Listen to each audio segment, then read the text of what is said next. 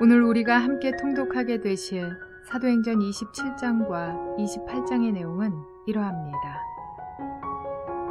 사도행전 27장과 28장은 로마 황제에게 재판을 청구한 바울이 로마로 압송되는 과정을 기록하고 있습니다.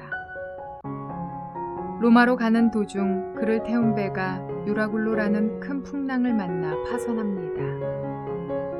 바울이 복음을 위한 삶을 살면서 어떤 위험들을 당했는지 단적으로 보여주는 장면 중 하나라고 할 수 있습니다.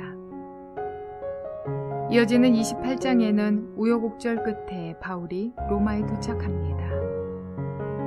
바울은 2년 전 고린도에서 편지를 써서 이미 자신을 로마 교인들에게 소개한 바 있습니다. 이제 드디어 로마 교인들을 직접 만나게 된 것입니다. 그리고 재판을 기다리는데 재판 날짜가 계속 연기됩니다. 바울은 그렇게 로마에서 2년 세월을 보냅니다. 비록 황제의 재판을 기다리고 있는 형편이긴 했으나 바울은 그곳에서도 자신을 찾아오는 사람들에게 부지런히 하나님 나라를 증거하며 여러 편지들을 써서 보냅니다. 옥중서신이라고 불리는 에베소서, 빌립보서, 골로새서, 빌레몬서가 바로 이때 쓰인 편지들입니다. 바울이 로마에서 전도하는 장면을 상상해 보면 그것이 결코 쉬운 일이 아니었다는 사실을 알게 됩니다. 자유롭게 사람을 만날 수는 있었지만 로마 군인이 함께 있었고 직접 이곳저곳 움직일 수 없어 그를 찾아오는 사람들에게만 전도할 수 있었습니다. 그러나 하나님의 크신 섭리 가운데 지금 로마에서 이루어지는 바울의 전도는 복음의 전 세계로 전파되는 놀라운 기회가 된다는 것을 알 수 있습니다. 바울이 로마에 도착하여 2년 동안 복음을 전하였다는 이야기로 사도행전은 마감됩니다. 이러한 내용들을 기억하셔서 통독에 도움이 되시기를 바랍니다. 사도행전 27장. 우리가 배로 이탈리아에 가야 하는 것이 결정되었을 때에 그들은 바울과 몇몇 다른 죄수를 황제 부대의 백부장 율리오라는 사람에게 넘겨주었다. 우리는 아드라무떼노호를 타고 출항하였다. 이 배는 아시아 연안의 여러 곳으로 항해하는 배였다. 데살로니가 출신인 마케도니아 사람 아리스다고도 우리와 함께하였다. 이튿날 우리는 시돈에 배를 대었다. 율리오는 바울에게 친절을 베풀어 친구들에게로 가서 보살핌을 받는 것을 허락하였다. 우리는 시돈을 떠나 뱃길을 갈 때에 맞바람 때문에 키프로스 섬을 바람막이로 삼아서 항해하였다. 우리는 길르기아와 밤빌리아 앞 바다를 가로질러 항해하여 루기아에 있는 무라에 이르렀다. 거기서 백부장은 이탈리아로 가는 알렉산드리아 배를 만나서 우리를 그 배에 태웠다. 우리는 여러 날 동안 천천히 항해하여 겨우 니도 앞바다에 이르렀다. 그런데 우리는 맞바람 때문에 더 이상 나갈 수 없어서 크레타 섬을 바람막이로 삼아 살몬의 앞바다를 항해하여 지나갔다. 그리고 우리는 크레타 남쪽 해안을 따라 겨우겨우 항해하여 라세아 성에서 가까운 도시인 아름다운 항구라는 곳에 닿았다. 많은 시일이 흘러서 금식 기간이 이미 지났으므로 벌써 항해하기에 위태로운 때가 되었다. 그래서 바울은 그들에게 이렇게 충고하였다. 여러분, 내가 보기에 지금 항해를 하다가는 재난을 당할 것 같은데 짐과 배의 손실만이 아니라 우리의 생명까지도 이를지 모릅니다. 그러나 백부장은 바울의 말보다는 선장과 선주의 말을 더 믿었다. 그리고 그 항구는 겨울을 나기에 적합하지 못한 곳이므로 거의 모두는 거기에서 출항하여 할 수 있으면 베닉스로 가서 겨울을 나기로 뜻을 정하였다. 베닉스는 크레타 섬의 항구로 서남쪽과 서북쪽을 바라보는 곳이다. 때마침 남풍이 순하게 불어오므로 그들은 뜻을 이룬 것이나 다름없다고 생각하고 닻을 올리고서 크레타 해안에 바짝 붙어서 항해하였다. 그런데 얼마 안 되어서 유라굴로라는 폭풍이 섬 쪽에서 몰아쳤다. 배가 폭풍에 휘말려서 바람을 맞서서 나아갈 수 없으므로 우리는 체념하고 떠밀려가기 시작하였다. 그런데 우리가 가우다라는 작은 섬 아래쪽을 따라 밀려갈 때에 그 섬이 어느 정도 바람막이가 되어 주었으므로 우리는 간신히 거룻배를 휘어잡을 수 있었다. 선원들은 거룻배를 갑판 위에다가 끌어올리고 밧줄을 이용하여 선체를 동여매었다. 그리고 그들은 리비아 근해의 모래톱으로 밀려들까 두려워서 바다에 닻을 내리고 그냥 떠밀려가고 있었다. 우리는 폭풍에 몹시 시달리고 있었는데 다음날 선원들은 짐을 바다에 내던지고 사흘째 날에는 자기네들 손으로 배의 장비마저 내버렸다. 여러 날 동안 해도 별도 보이지 않고 거센 바람만이 심하게 불었으므로 우리는 살아남으리라는 희망을 점점 잃었다. 사람들은 오랫동안 아무것도 먹지 못하고 있었다. 그때 바울이 이렇게 말하였다. 여러분은 내 말을 듣고 크레타에서 출항하지 않았어야 했습니다. 그랬으면 이런 재난과 손실은 당하지 않았을 것입니다. 그러나 이제 나는 여러분에게 권합니다. 기운을 내십시오. 이 배만 잃을 뿐 여러분 가운데 한 사람도 목숨을 잃지는 않을 것입니다. 바로 지난밤에 나의 주님이시요 내가 섬기는 분이신 하나님의 천사가 내 곁에 서서 바울아 두려워하지 말아라. 너는 반드시 황제 앞에 서야 한다. 보아라. 하나님께서는 너와 함께 타고 가는 모든 사람의 안전을 너에게 맡겨주셨다 하고 말씀하셨습니다. 그러므로 여러분 힘을 내십시오. 나는 하나님께서 나에게 말씀하신 그대로 되리라고 믿습니다. 우리는 반드시 어떤 섬으로 밀려가 닿게 될 것입니다. 10나흘째 밤이 되었을 때에 우리는 아드리아 바다에 떠밀려 다녔다. 한밤중에 선원들은 어떤 육지에 가까이 이르고 있다고 짐작하였다. 그들이 물 깊이를 재어보니 20길이었다. 좀 더 가서 재니 15길이었다. 우리는 혹시 암초에 걸리지는 않을까 염려하여 고물에서 닷 4개를 내리고 날이 새기를 고대하였다. 그런데 선원들이 배를 버리고 달아나려고 이물에서 닻을 내리는 척하면서 바다에 거룻배를 풀어내렸다. 바울은 백부장과 병사들에게 말하였다. 만일 이 사람들이 배에 그대로 남아있지 않으면 당신들은 무사할 수 없습니다. 그러자 병사들이 거룻배의 밧줄을 끊어서 거룻배를 떨어뜨렸다. 날이 새어갈 때에 바울은 모든 사람에게 음식을 먹으라고 권하면서 말하였다. 여러분은 오늘까지 10나흘 동안이나 마음을 졸이며 아무것도 먹지 못하고 굶고 지냈습니다. 그래서 나는 여러분들에게 음식을 먹으라고 권합니다.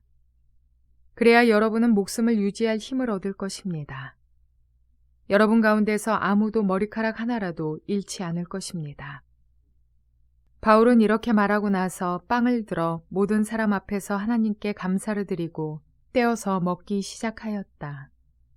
그러자 사람들은 모두 용기를 얻어서 음식을 먹었다.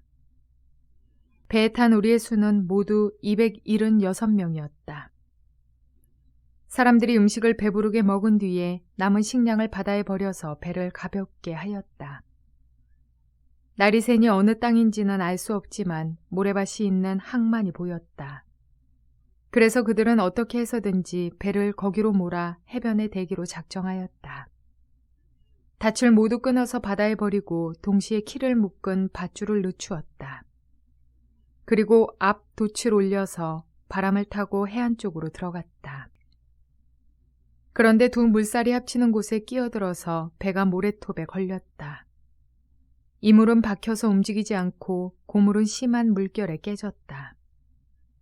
병사들은 죄수들이 혹시 헤엄쳐 도망할까봐 그들을 죽여버리려고 계획하였다.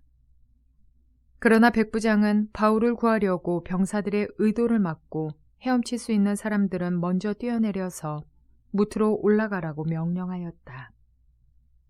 그리고 그 밖의 사람들은 널빤지나 부서진 배 조각을 타고 무트로 나아가라고 명령하였다. 이렇게 해서 모두 무트로 올라와 구원을 받게 되었다. 사도행전 28장. 우리가 안전하게 목숨을 구한 뒤에야 비로소 그곳이 몰타섬이라는 것을 알았다.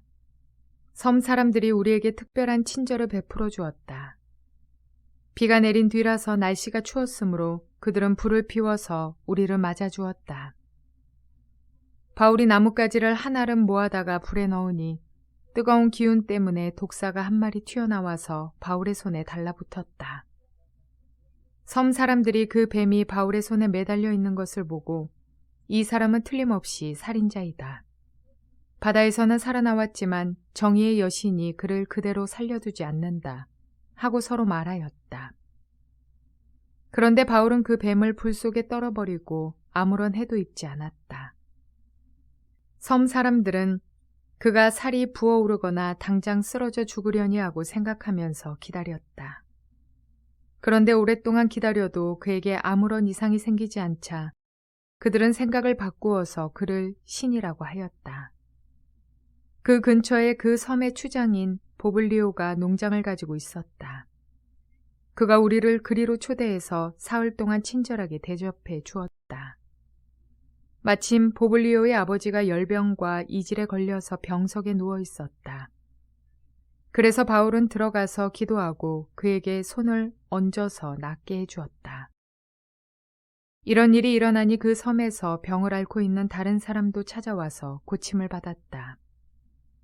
그들은 극진한 예로 우리를 대하여 주었고 우리가 떠날 때에는 우리에게 필요한 물건들을 배에다가 실어주었다. 석 달 뒤에 우리는 그 섬에서 겨울을 난 디오스구로라는 이름이 붙은 알렉산드리아 배를 타고 떠났다.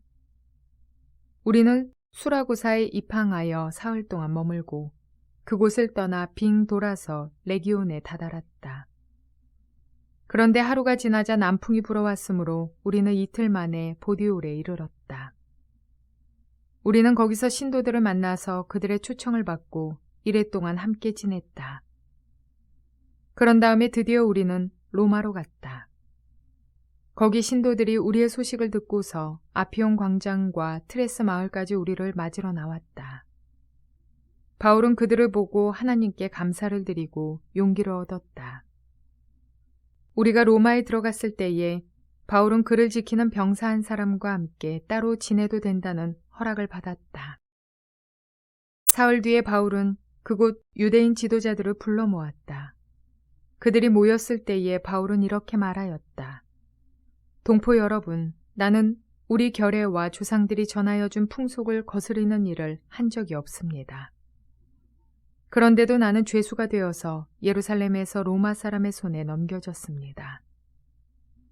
로마 사람은 나를 신문하여 보았으나 사형에 처할 만한 아무런 근거가 없으므로 나를 놓아주려고 하였습니다. 그러나 유대 사람이 반대하는 바람에 하는 수 없이 내가 황제에게 상소한 것입니다. 나는 절대로 내 민족을 고발하려는 것이 아니었습니다.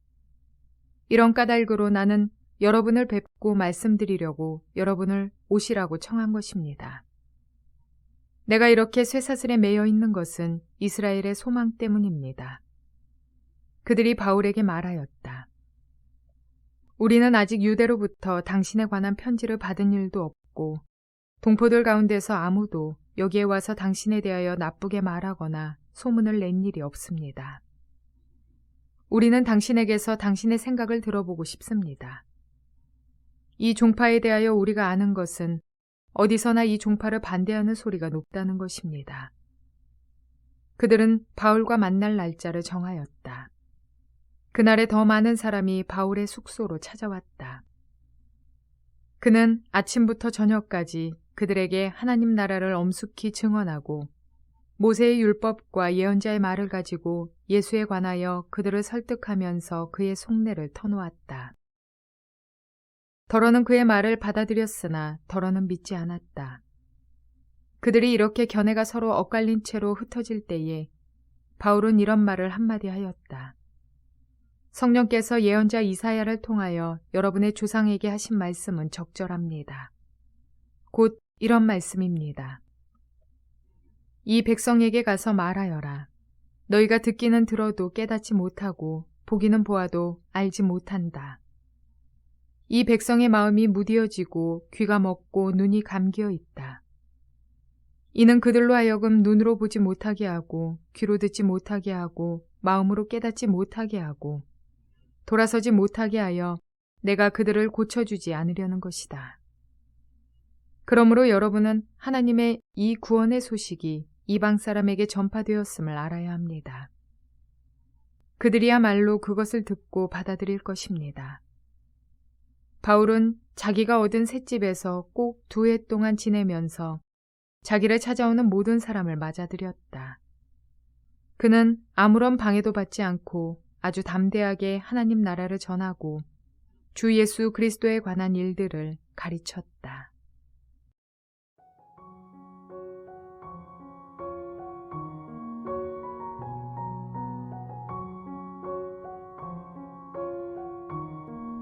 로마에 도착한 바울은 2년 동안 셋집에 머물며 복음을 전하고 이 일은 전 세계를 향한 복음 전파의 중요한 통로가 됩니다.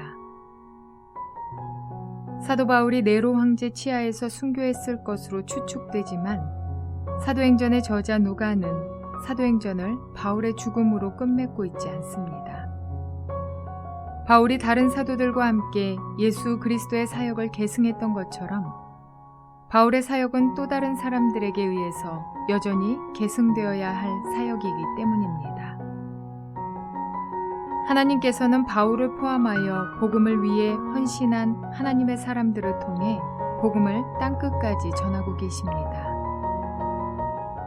2000년 기독교 역사를 놓고 볼 때 사도행전 28장은 복음이 예루살렘과 온 유다와 사마리아를 거쳐 땅끝까지 전파되는 과정의 정점이며 땅끝을 향한 복음의 항해는 결코 멈출 수 없다는 사실을 웅변적으로 말해주는 부분입니다. 그렇게 사도행전은 아직 끝나지 않은 성령의 행전입니다. 성경은 땅끝을 향한 제자들의 행진에 오늘도 우리를 초청하고 있습니다.